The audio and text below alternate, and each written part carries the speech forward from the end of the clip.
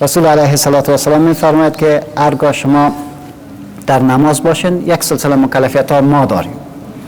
به این عنوان که وقتی وارد مسجد میشیم گوش بکن در جای استاد شویم که راه نباشه. پیش ستون استاد شو. در مسجد باید گوش بکنیم، همو ستره ها را باید پیدا بکنیم، یعنی یک چوبکی که هر جا نماز میخونیم پیشوری خود بگذاریم. این کارا بکنیم. خب نکردیم این کارا. یک نفر که تیر میشد، اگر نزدیکم تیر میشد دست در نماز برش میگه. صحیح شد نه؟ کما که فاصله داشت بگه الله اکبر. نمانیم که تیر شد.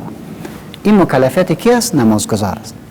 مردم هم باید بفهمند که پیامبر علیه السلام میفرماید اگر یکی از شما تیر شود از نجات بهتر است که 40 استاد شود. این 40 پیامبر تفسیر نکرد، 40 دقیقه، 40 ساعت، 40 سال چقدر. یعنی معنی که تو انتظار بکش، حق نداری تیر شد. انتظار بکش.